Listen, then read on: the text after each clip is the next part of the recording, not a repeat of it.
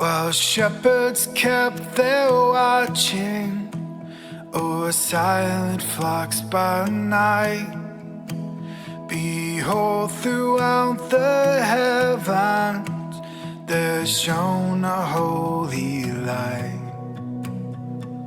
Go tell it on the mountain, over the hills and everywhere. Go tell it on the mountain. Hello and welcome. This is the 1 Year Bible Study where we read the Bible each day in chronological order. The list of Bible verses to read today are in the description. They are also posted on Telegram and the X community every day. The audio reading of each day's verses are posted to Rumble, X, and Spotify. Head over to oneyearstudy.org for links and references. And here is today's reading. Day 26, January 26th. And today we're going to go through Job chapters 26 through 29. Then Job replied, "How you have helped the powerless! How you have saved the arm that is feeble! What advice you have offered to one without wisdom! And what great insight you have displayed!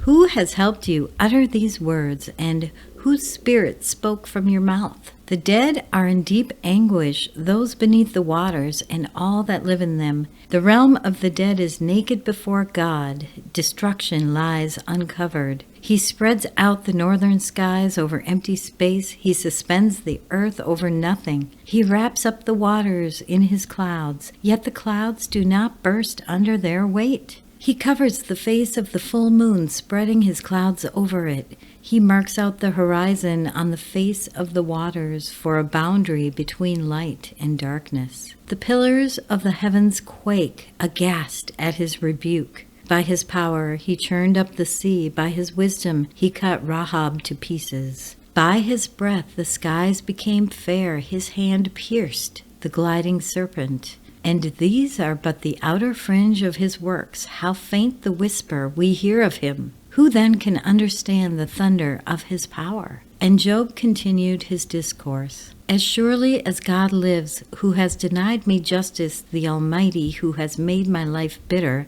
as long as I have life within me, the breath of God in my nostrils, my lips will not say anything wicked, and my tongue will not utter lies. I will never admit you are in the right. Till I die, I will not deny my integrity. I will maintain my innocence and never let go of it. My conscience will not reproach me as long as I live. May my enemy be like the wicked, my adversary like the unjust. For what hope has the godless when they are cut off, when God takes away their life? Does God listen to their cry when distress comes upon them? Will they find delight in the Almighty? Will they call on God at all times? I will teach you about the power of God. The ways of the Almighty I will not conceal. You have all seen this yourselves. Why then this meaningless talk? Here is the fate God allots to the wicked, the heritage a ruthless man receives from the Almighty. However many his children, their fate is in the sword. His offspring will never have enough to eat. The plague will bury those who survive him, and their widows will not weep for them. Though he heaps up silver like dust and clothes like piles of clay, what he lays up the righteous will wear, and the innocent will divide his silver. The house he builds is like a moth's cocoon, like a hut made by a watchman. He lies down wealthy, but will do so no more. When he opens his eyes, all is gone.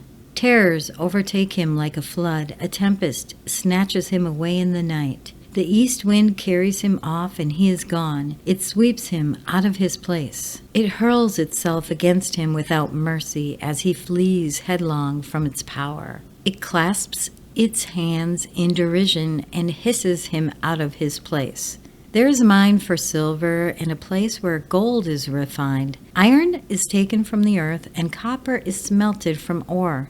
Mortals put an end to the darkness. They search out the farthest recesses for ore in the blackest darkness. Far from human dwellings they cut a shaft, in places untouched by human feet. Far from other people they dangle and sway. The earth from which food comes is transformed below as fire. Lapis lazuli comes from its rocks, and its dust contains nuggets of gold. No bird of prey knows that hidden path, no falcon's eye has seen it. Proud beasts do not set foot on it, and no lion prowls there. People assault the flinty rock with their hands and lay bare the roots of the mountains. They tunnel through the rock, their eyes see all its treasures. They search the sources of the rivers and bring hidden things to light.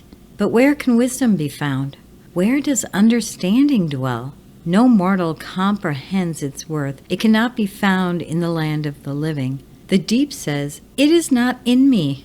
The sea says, "It is not with me." It cannot be bought with the finest gold, nor can its price be weighed out in silver. It cannot be bought with the gold of Ophir, with precious onyx or lapis lazuli. Neither gold nor crystal can compare with it, nor can it be had for jewels of gold. Coral and jasper are not worthy of mention. The price of wisdom is beyond rubies. The topaz of Cush cannot compare with it. It cannot be bought with pure gold. Where, then, does wisdom come from? Where does understanding dwell? It is hidden from the eyes of every living thing, concealed even from the birds in the sky. Destruction and death say, "Only a rumor of it has reached our ears." God understands the way to it, and He alone knows where it dwells, for He views the ends of the earth and sees everything under the heavens. When He established the force of the wind and measured out the waters, when He made a decree for the rain and a path for the thunderstorm, then He looked at wisdom and appraised it. He confirmed it and tested it. And He said to the human race, "The fear of the Lord, that is wisdom, and to shun evil is understanding." Job continued his discourse. "How I long for the months gone by, for the days when God watched over me, when His lamp shone on my head, and by His light I walked through darkness. Oh, for the days when I was in my prime, when God's intimate friendship blessed my house, when the Almighty was still with me and my children were around me, when my path was drenched with cream and the rock poured out for me streams of olive oil. When I went to the gate of the city and took my seat in the public square, the young men saw me and stepped aside, and the old men rose to their feet. The chief men refrained from speaking and covered their mouths with their hands. The voices of the nobles were hushed, and their tongues stuck to the roof of their mouths. Whoever heard me spoke well of me, and those who saw me commended me, because I rescued the poor who cried for help, and the fatherless who had none to assist them. The one who was dying blessed me. I made the widow's heart sing. I put on righteousness as my clothing. Justice was my robe and my turban. I was eyes to the blind and feet to the lame. I was a father to the needy. I took up the case of the stranger. I broke the fangs of the wicked and snatched the victims from their teeth.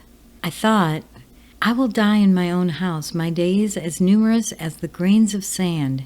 My roots will reach to the water, and the dew will lie all night in my branches.